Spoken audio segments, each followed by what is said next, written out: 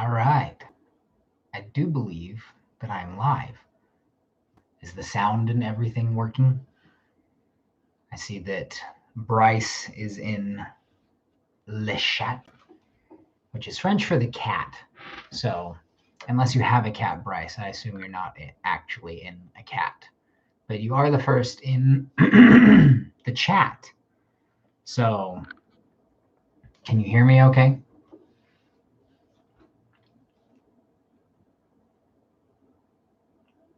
I'll wait for just a second so that, let's see, 2 people are in.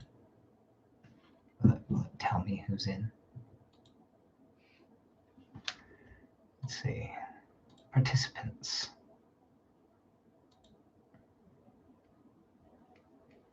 Just shows me that 2 people are watching. Okay. I said that, so Bryce said in the chat, you came in mid-sentence talking about my cat, and I said that was because I said it looks like Bryce is in Le Chat, which is French for the cat. So, not the chat, but it sounds like the chat. And it's spelled like we would pronounce English chat, but it is actually cat. Oh, nice beard, Bryce. So I do have Discord on my phone going, so if you jump in on Discord as part of the discussion, then I will see that as well. But I see Bryce is in. Well, that's one thing I don't like about streaming live using YouTube. I can see that there are 2 people watching, but unless you jump in the chat, then I'm not sure who it is. But I'm going to assume, I know Bryce for sure, obviously, because he has responded. But the other person who was super excited about this was Jerem. So I hope that Jerem is watching or will be watching soon. So I did say earlier that I would start at 9:30. Your participants tab just says me and you right now, Bryce. Well, let me text Jerem and see if he's gonna jump in. If not, then I'm gonna get going. So let's see.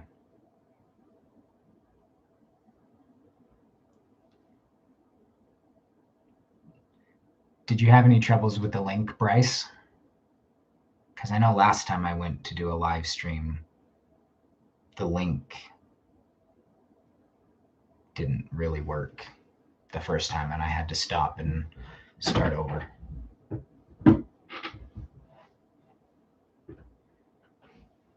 Oh, that's right. You do subscribe to the channel. It's been a while since I've done anything on the channel. I think the last time I did anything on the channel was, it was definitely in August when I did the player rankings, which I have already started to look at for this season. And there's a rookie in my top 10 of running backs again. So that will be fun.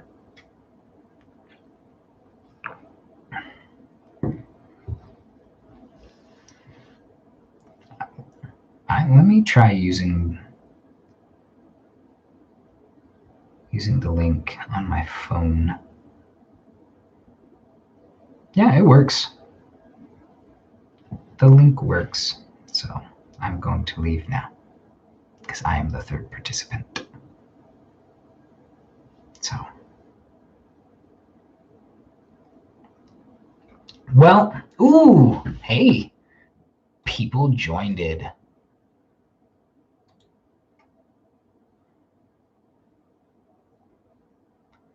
Oh, you had to look up my channel to get it to work. Yeah, it's really weird. Sometimes sharing the link on the link that YouTube gives you to share sometimes works and sometimes doesn't. So it is what it is. But I am going to go ahead and get started now. So here we go. All right, everybody. Welcome to Mike's Minions. Ooh, the new office. It's good. It's good. I have done extensive remodeling. So before I start with the awards, here in Discord is a panorama of what I did in the office. You'll have to swing by and check it out sometime. But that's a panorama of what I've done with Mike's office. And Mike's lunchroom doesn't exist anymore. The countertop and the sink that were in there are gone. Mike's lunch table is gone. I completely rearranged in there and organized it better. So, but I shared a panorama on Discord of the picture that I took that is now the office. But with no further ado, here is Mike's Minions Fantasy Football League 2020 Season Awards. I have, as I said in the Discord chat, I have 54 different awards to award tonight. See, here's my paper. So let's just cruise right through them. I did get some of them named. I did not end up getting all of them named with clever names. So it's a little less than half of them that have clever names. But the first award is for the highest perfect point total. So the person in the league who, if they had played a perfect season, perfect games all season long, what the highest point total would have been. And coming in at 2,621.3 points was me. So we're just going to cruise by that. The lowest perfect points was at 2,195.22 is Beth. Beth would have been the lowest scorer in a perfect world. The most perfect points against. So if we had always played perfect games, the person who would have had the most points scored on them. Yeah, could have called both there, Arliss. The person who would have had the most points scored on them would have been Trevor, whose team is now owned by Cepha. And he would have had 1,975.78 points scored on him. He and Hannah were the only ones that in a perfect world would have had over 1,900 points scored on them. And I called that award the Leaky Cauldron Award. Hi, Hannah. So I called that award the Leaky Cauldron Award. So Trevor, now Cepha, wins that award with Hannah coming in second. It's a slightly dubious award. The next award I named the Iron Wall, which is, in a perfect world, who would have had the least points scored on them.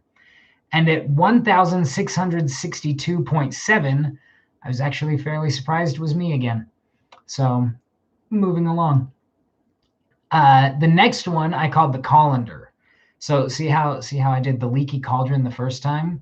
And this one's called the Colander, which is, for those of you who don't know, that's like a pasta strainer.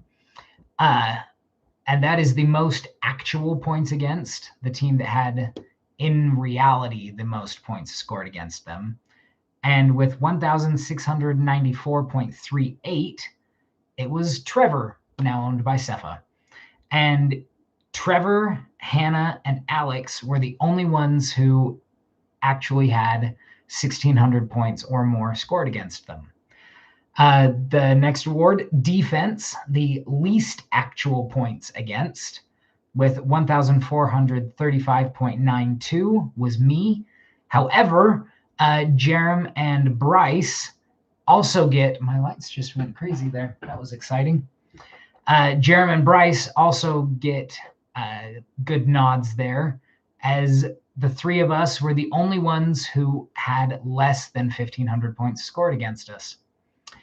The highest actual point total was me with 1,746.28. The lowest actual point total was Beth with 1,382.76. I was kind of hoping that the actual and the perfect would have been different, but it ended up being the same. The highest perfect week and the actual highest perfect week, the actual highest week, were both me. Both in week 10, I scored 198.38 in actuality, but my perfect would have been 217.38. I'm just blowing by the ones that are me because that's boring. The lowest perfect week, this is where things get interesting. The lowest perfect week was Jerem.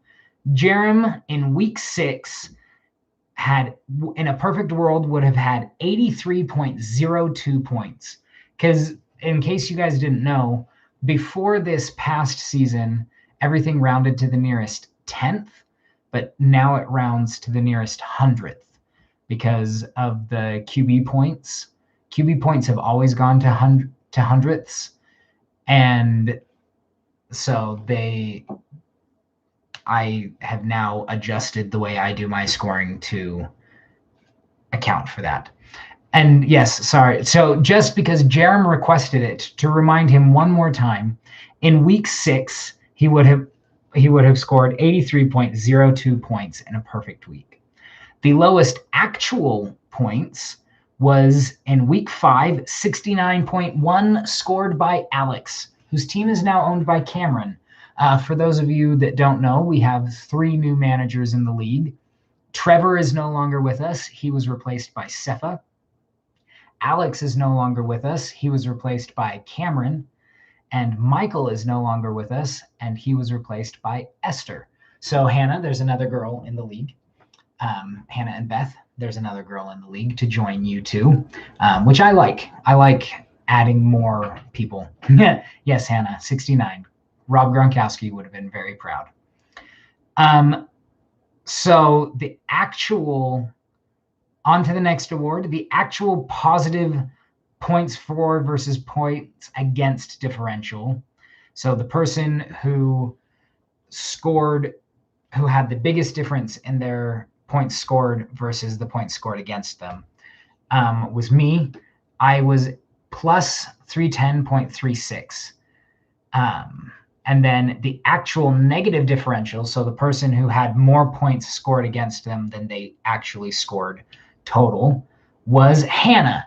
She was minus 194.3. So 194 more points were scored against Hannah than Hannah actually scored.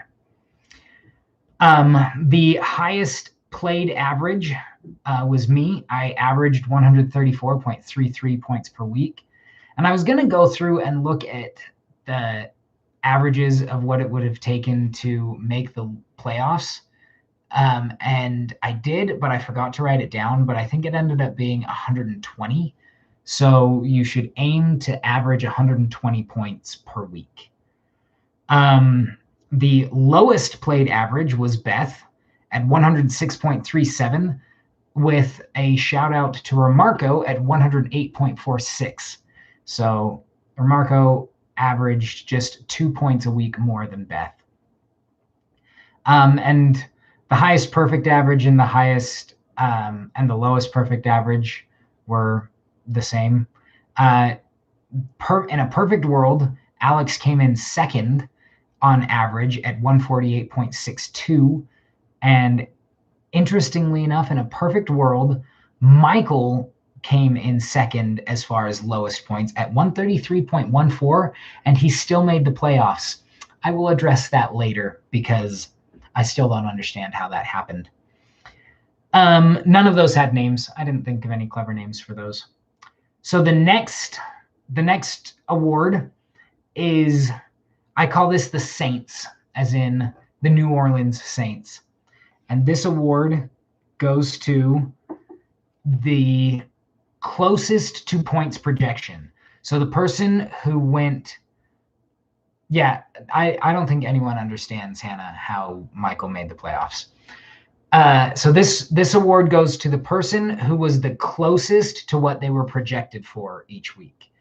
And that is either higher or lower than the projection. Just the person who week in and week out was the closest to what they were expected to do. That's why I call them the Saints. The Saints pretty much always do what you expect them to do. And that goes to Bryce. Bryce, you were negative 1.16 to projected. So based off of what you were projected to get, you nailed it. So, which is a good thing, I think, because that means if you're staying pretty close to your projections, then you're usually not taking a big risk. And that means that most of your players just are performing as expected. You don't have a whole lot that go crazy, but you also don't have a whole lot that are tanking you. So I think that's a pretty good award to win. Yeah, consistency.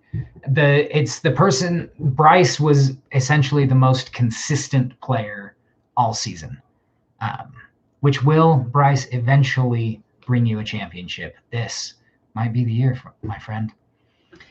The next award I call the Washington Professional Football Team. And that is for the person who most outscored their projection. So the person, that's right, Bryce, we are in 3 leagues. Hey, Alex. So the person who was the furthest who outscored their projection by the most. And that is Jerem. Jerem outscored his projection by 121.78 points. So based off of what you were projected to get over the full season, you outscored that by 121.78 points, Jerem. Well done, Jerem. The next award I am calling the Buccaneers, which is underscored points projection, which ironically I call it the Buccaneers because they won the Super Bowl, so obviously they did really good. But up until the Super Bowl, it just kind of felt like they weren't what you expected them to be until, they did what they did and they won the Super Bowl. I just never went. I named this award before the Super Bowl happened, and I was just too lazy to go back and rename it. So there it is. It's the Buccaneers. And so that award goes to Remarco. Remarco scored 113.7 points less than projected. That's true, Hannah. Jerem does root for Washington, D.C. teams, except he is a Browns fan. So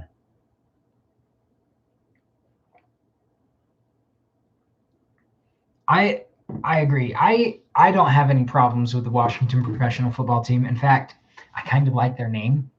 The team, I thought for a little while that they should name themselves the team formerly known as the Redskins, but they're not. And yes, Jerem, F. Dan Snyder. So I like the Washington Professional Football Team. I think they're a fun team to root for. So go Washington Professional Football Team. The next award is, I call it the Andy Reid Award. Missed out on the least points. So in total on the year, whoever had closest to what their perfect season would have been was me at 284.54 points less than what I would have scored perfectly on the season, which averages out to 16.74 points a game. So I missed out on 16.74 points a game. The Adam Gase Award is whoever missed out on the most points in the season. So perfect season, what you scored. That's what this award. So the Andy Reid Award was perfect season, what you scored. This is the Adam Gase Award. And for those of you who don't know, Adam Gase was formerly the head coach of the Jets. So perfect season, Hannah. Hannah wins the Adam Gase Award. She scored 475.96 points less on the season than what she would have in a perfect year. Yes, Bryce, forget Adam Gase. I'm actually really excited for the Jets with their new coaching staff and quarterback. So go Zach Wilson. Hannah, you averaged 28 points a week under what your perfect week would have been.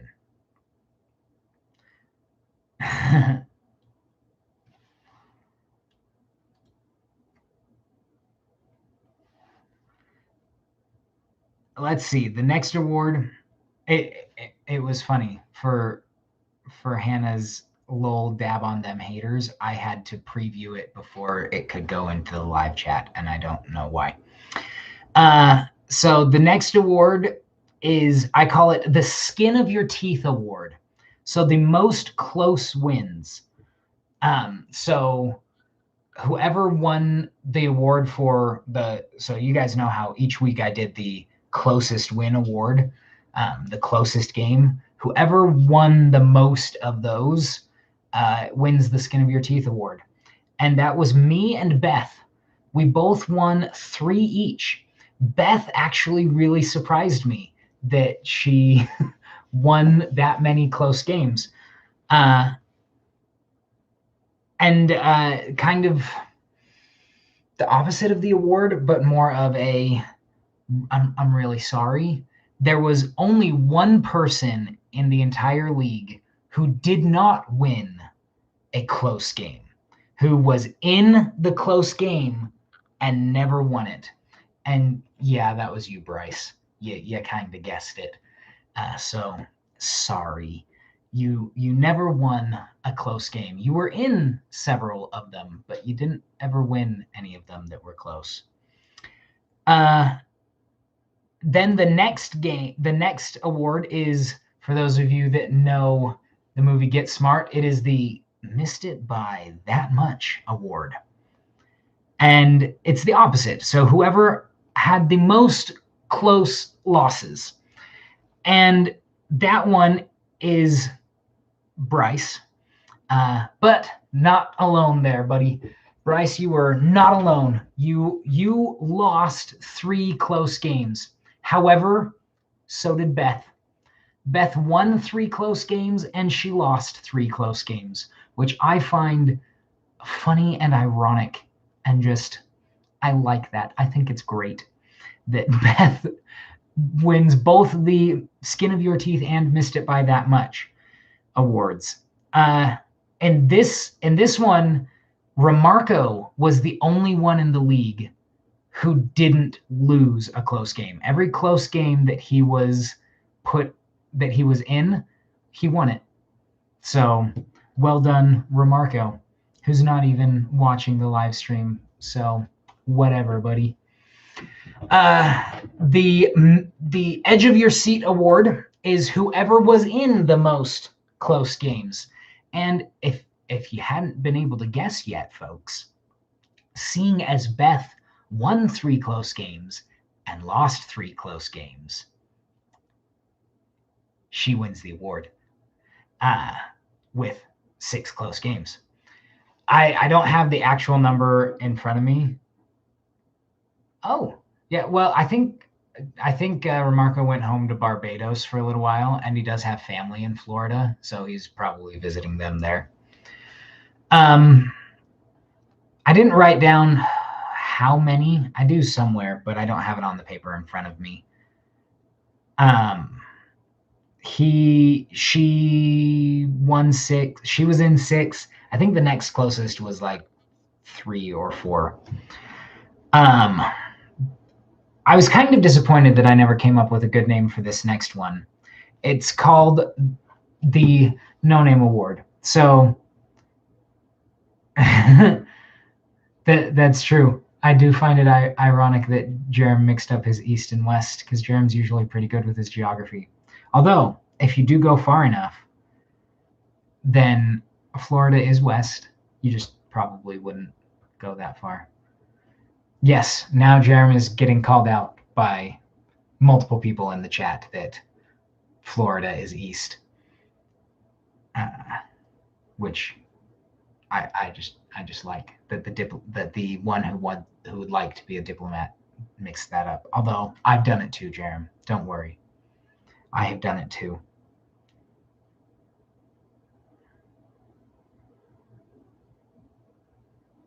My wife was out with a friend and she was texting me that she's home now.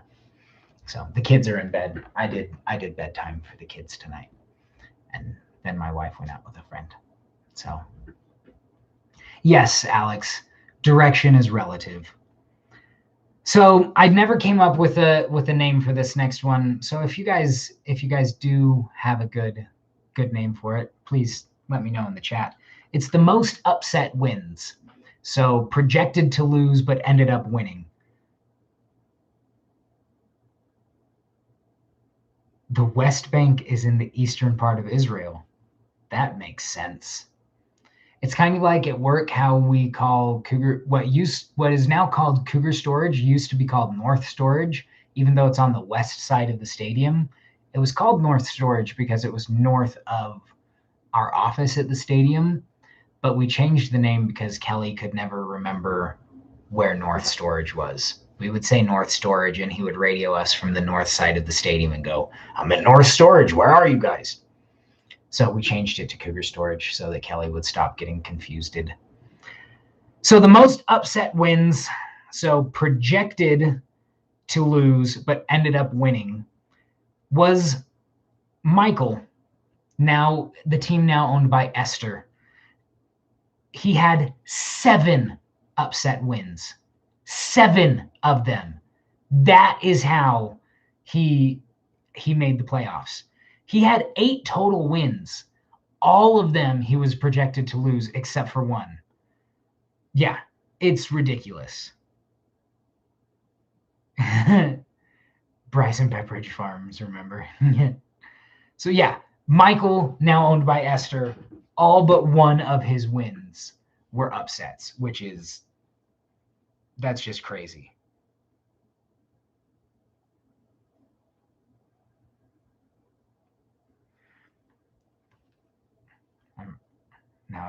I'm responding to my wife again, so pause for a moment. Oh, she said, thank you for mentioning her on the video. Of course.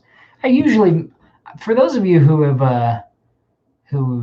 watched several of my live streams, which Jerem and Hannah and Bryce has been watching them the longest because of the other leagues that I've done this for. But Jerem and Hannah have been watching them since the beginning of this league. And I think you guys can all attest that I usually mention my wife probably once because, she's awesome and she lets me do this. So you should all thank my wife too, because she's allowing me to do this. Friday night is usually our movie night. So she's being very nice to let me do this right now. So there we go. Moving on to the next award. I did name the next award. It's called the Table Flip Award. And it's the most upset losses. So projected to win, but lost, hence Table Flip. And that is a 3-way tie with me, Jerem, and Trevor, now owned by Cepha. And and we all had four games where we were projected to win and we lost.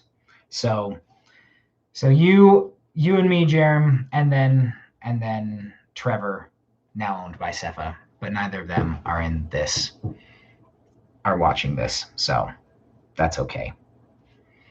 The next award, the next several awards don't have names.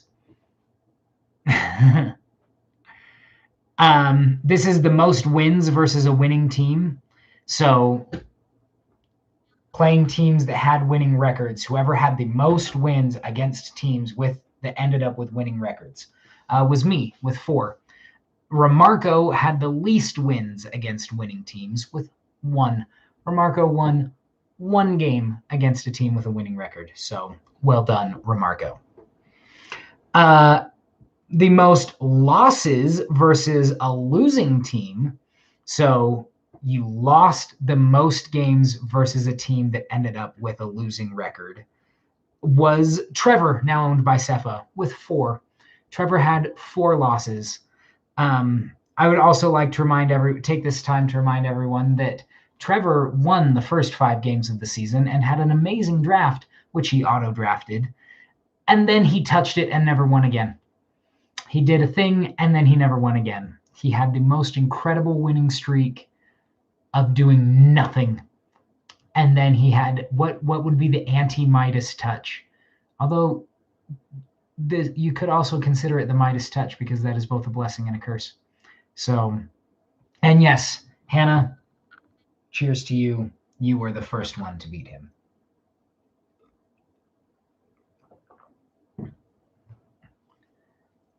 Ooh, that is a fantastic name for the award, Bryce. Was that my Achilles? That is great.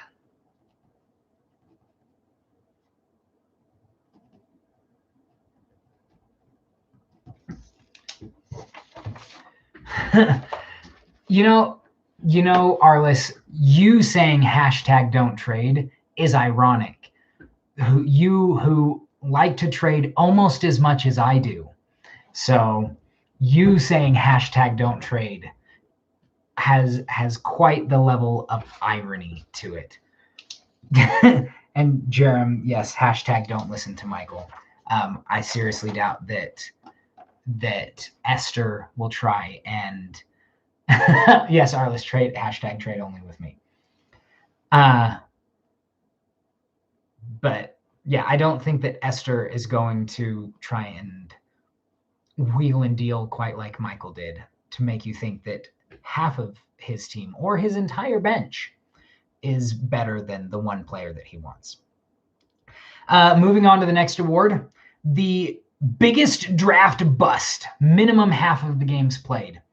So in the draft, whoever busted the worst, not because of injury. So they had to have played at least half of the games. So like Christian McCaffrey, we'll mention him later, doesn't count, or Saquon Barkley doesn't count. George Kittle doesn't count. Players like that who struggled with injury and really only ended up playing a few, winning to losing the Niners award. That's true. 2019, 2020, 49ers. That's good. So the biggest draft bust, minimum half of the games played. That award goes to Arliss for drafting Ezekiel Elliott at number 3 overall. He finished as the number 11 running back, the number 22 flex, and that puts him at like the number 40 overall. So the guy that you were expecting to be the guy. I mean, the number 11 running back is still a pretty decent end up for a running back. But when you're expecting Ezekiel Elliott, what you've had for the last several seasons, and you don't get it, then I'm gonna call that a bust. That's a pretty big bust. But I do expect him to be better. He was good until Dak Prescott got injured. So a lot of Zeke's problems stemmed from the Dak Prescott injury. So I do expect him to be better this year, and he will probably be ranked inside my top 10 again. Dak Prescott, all signs are looking good for Dak Prescott this year, though. The biggest draft bust. So this is just overall, in general, the biggest draft bust. No minimum played. That goes to Bryce and Beth. For drafting Christian McCaffrey and Michael Thomas. Both dealt with injury. Both just had issues. Christian McCaffrey only ended up playing 3 games. Michael Thomas didn't really do anything. I almost thought about Clyde Edwards-Helaire and Saquon Barkley in this discussion too, but I really think that Christian McCaffrey and Michael Thomas are the 2 obvious draft busts. You drafted them to be the number 1 fantasy player in Christian McCaffrey, and the number 1, yes, Michael Thomas did get in a fight, and the number 1 wide receiver, and 2 between them have not even played half the season. That's #not good. #analysis. The best draft steal. So someone who was drafted late in the draft that just ended up being awesome. And I tried to keep this as someone who stayed on someone's team for a long time. Both of them ended up being people who were drafted and stayed on the same team all season, because I felt that was the spirit of this award the best, because you draft someone to stay on your team. So if you drafted them and then you traded them in like week 3 and then they did awesome, then that wasn't really a steal for you. And it wasn't really a draft steal for the person who got them. It was just the person did well. So the awards go to Hannah and Trevor, now owned by Cepha. I feel like some sort of advertisement guy every time I do that. When I mention an old team now owned by a new team. But the biggest draft steals, second place. Well, not second place, but I really had these 2 at tied. Hannah and Trevor, both for wide receivers.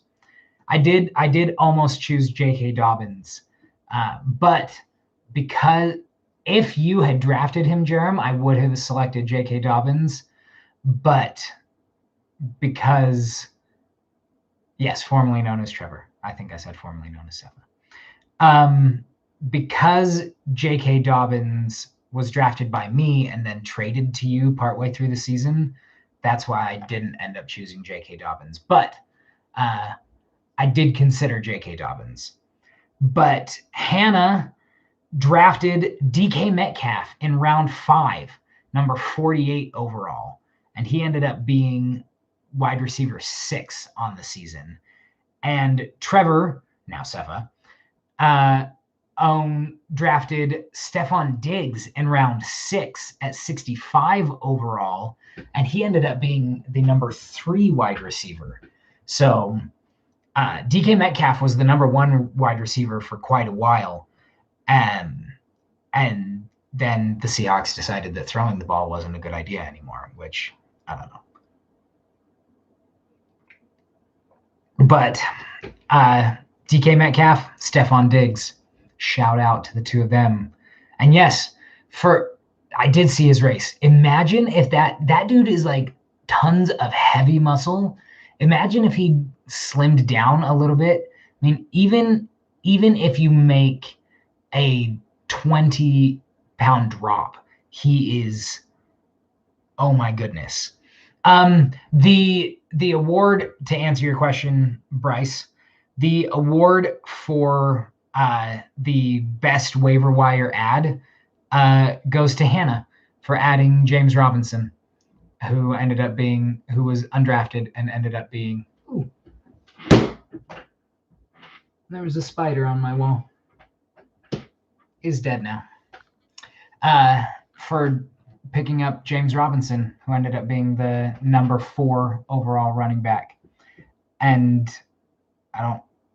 the only other one that I really considered was Justin Herbert. But I don't usually count quarterbacks for these kinds of awards, but Justin Herbert would be a close second for Esther, formerly known as Michael. Yeah, I was really wanting James Robinson to succeed. I really don't understand why they drafted Travis Etienne, because James Robinson proved that he could catch the ball out of the backfield, that he could run some routes. Esther, murder on live stream. I don't. Yes, I murdered the spider on the live stream, Esther. But I really don't understand, other than to reunite Trevor Lawrence and Travis Etienne. I don't know what the Jaguars were doing there. So we'll see what ends up happening. But I kind of hope that James Robinson gets traded somewhere that could do really well. But I'm not holding out hope at this point. So the next award is I called ladders. I think I only have 4 more named awards. Trade him to the Browns. He would be even more useless on the Browns than he is currently on the Jaguars. But the Ladders Award is above ESPN draft projection. So when you draft, as we draft, at the end of the draft, it projects where you will end up at the end of the year. So as soon as we drafted, ESPN said, based on your draft, you will finish in such and such a place and such place at the end of the season. So this award is whoever went highest above what they were projected to be at the end of the draft. And that was a tie. There were 2 teams that went up 7 places. The draft projected them that they would finish up 7 places lower than they actually ended up. And that was me and Esther, formerly known as Michael, who respectively were projected at 9 and 10 and respectively finished at 2 and 3. So pretty good there. So get it, ladders, like climbed the ladder. The next award is shoots, as in, the game Shoots and Ladders, because fall down. The lowest above what they were projected to be at the end of the draft is also a tie. There were 2 teams who finished 5 places lower than ESPN projected them to be. And that was Arliss and Hannah. Arliss, you were projected to finish number 1 and you finished at 6. And Hannah, you were projected to finish at number 2 and finished at 7. So, sorry. And then, CMC wrecked your projected team score. That's true. The next one I called Frozen. So, because these people just couldn't let it go. They stayed exactly where ESPN projected them to be. And I like how at least Hannah got my they couldn't let it go joke. But they stayed exactly where ESPN projected them. And that was Cameron, formerly known as Alex, and Cepha, formerly known as Trevor, who finished 4th and 8th respectively. They finished exactly where they were projected. The next award is the most draftees stayed. So kept the most people that they drafted. And the winner is Alex, now known as Cameron. At 16, Alex kept 16 people that he drafted all season long. Guys, we drafted 20 people, and Alex kept 16 of them. He only got rid of 4 people from the draft. Only 4. It's crazy. Quick shout outs to Beth, who kept 10. Hannah. He #nevertrade for Alex. But shout out to Hannah, who kept 10. Not Hannah, Beth, who kept 10. And then Hannah and Trevor, now known as Cepha, who both kept 6. So, but the funny thing is that if you combine places 2 and 3, you get Alex. Anyways, least draftees stayed. I'm sure this will come as no surprise to anyone. Was me. And then Michael, now known as Esther, and Remarco. We kept 2. We all had 2 people at the end of the season that we drafted. I can't remember off the top of my head who it was that Michael and Remarco kept all season, but for me, it was Travis Kelsey and Patrick Mahomes. That I drafted them, I kept them, and now not even Patrick Mahomes is on my team anymore. I traded him to Hannah. So based off of my draft last year, I have 1. So there it is. The most waiver wire transactions. I thought about calling this the "Hello, are you there?" Award, because always making phone calls. Was me. I had 115 waiver wire transactions. The next closest was Esther, formerly known as Michael, with 98. So, yeah, Remarco was trying to get Metcalf off of you all year, and that just wasn't ever going to happen. So the most waiver wire transactions was me at 115. The least waiver wire transactions, any guesses in the chat before I let you guys know who it was? The person who picked up the fewest players off of the waiver wire was Beth at 2.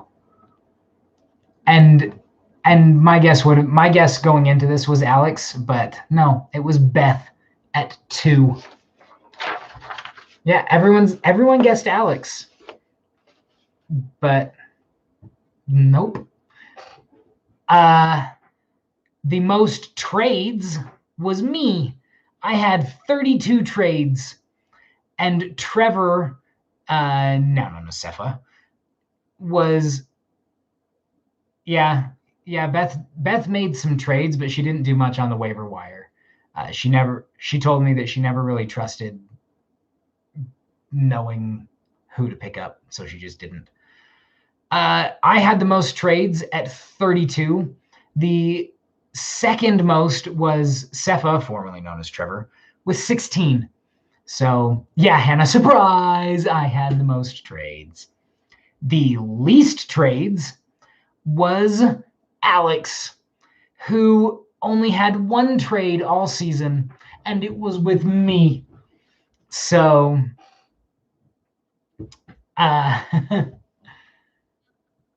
so yes, it was with me. I had Alex's only trade all season. Those who got shut out of the most trades, this guy. I made you some offers, but there came a point, Bryce, where it was just hard.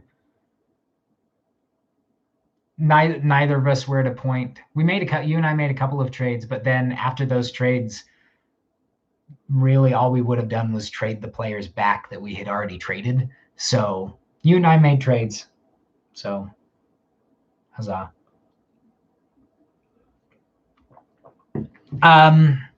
The next award is the Game Saved by One Player award. So the game where one player won the game for this team. Just, he came in. I call this the "I'll Carry You" award. The Sam Gamgee up the slopes of Mount Doom. The carrying Frodo up the mountain when it looked like all hope was lost and it didn't look like it was going to happen. And then J.K. Dobbins came in on week 17 and put Jerem on his back and just said, "You know what, buddy? I'll get you a championship this year," because our game was close, Jerem. And without those 32 points from J.K. Dobbins, I'd seriously doubt you would have been able to pull it off, because Derrick Henry also decided to go crazy that week. But those 32 points from J.K. Dobbins was seriously Sam Gamgee. I can't carry it for you, but I can carry you. Well done, sir. Well-deserved win there. So J.K. Dobbins for Jerem, the Game Saved by One Player award. And then I call this next award the How the Hell award, which is the luckiest manager. And I think y'all can guess. Yeah, that and the Chiefs throwing their game. That didn't help me at all. But the How the Hell award, the luckiest manager, Michael, now known as Esther, for 7th in points for and a negative 6.96 point differential. Yet he still made the playoffs and ended up in third place. I mean, what? What? I don't know, y'all. I don't get it. All right. And now we are down to the last 10 awards. And these last 10, I went through each team and I picked out who I felt was each team's MVP for the season. And I will start with Beth because she came in 10th place, and I'll work my way up to Jerem. So if any of you would like to throw in the chat who you think your own MVPs were this season before I get to you. Bryce, better type fast because, you're next at number 9. But Beth's MVP was Ronald Jones. It was kind of hard to pick one for Beth, but Ronald Jones was a 10th round pick and ended up being running back 15. He was a running back 2 and really Beth's most solid player all season long. I thought about Ryan Tannehill. I really considered Ryan Tannehill for it, but Ronald Jones was just kind of like the guy who came out of nowhere and was just super, super solid all season long. So 12.2 points, 12.2 point per game average, Ronald Jones for Beth. So we're getting I talked for a minute more about Beth there so that y'all could get your guesses in. Jerem says Chubb. Arliss says Gibson or Hopkins. Bryce, the fact I still had some way to get in the playoffs is a testament to how we played like the New York Giants, Eagles, and Cowboys and Washington football team. Hannah's guessing DK or Derrick Henry. Bryce is guessing Tonyan or Hunt. Correct, sir. Kareem Hunt won the MVP for you, Bryce. He was a 7th round pick, ended up being running back number 10, which was ahead of Ezekiel Elliott. And Kareem Hunt isn't even the number 1 running back on his team. He's the number 2 running back for the Browns. And he still scored 183 total points in the season. That's 11.5 points per game. Like, what? Michael had Younghoe Koo, Jerem, and I did consider Younghoe Koo for him, but I didn't. But it was a close second for him. The next is Sefa, formerly known as Trevor, with Stephon Diggs. I mentioned it in the best draft steal. He was a 7th round pick, ended up being wide receiver number 3, and averaged 14 points per game. I mean, you can't really get much more MVP-ish than that.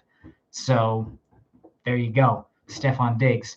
Hannah, DK Metcalf. Also mentioned it before, 5th round pick, ended up being wide receiver number 6, averaged 12.8 points per game. I mean, come on. The dude's a beast. And you drafted him, and he stuck on your team all season long. So DK Metcalf. I did consider Derrick Henry because you did keep him for most of the season. It wasn't until the very end of the season that you traded him to me. But even still, DK Metcalf, I think, just kind of represented your team and you the best. And so MVP. For Arliss, DeAndre Hopkins. And yeah, Arliss, you did guess. You guessed Gibson or Hopkins. The only reason I didn't give you Gibson is because he kind of went on and off of your team a few times. You traded him, you had him, you traded him, he got traded, he ended up back with you. So I didn't end up going with Antonio Gibson for you. But you did have DeAndre Hopkins all season. He was a 2nd round pick for you and averaged 12.1 points per game. So quite solid. And yeah, Gibson would have been a good one to keep. He's one that I'm looking at this year. He very well could do quite well this year.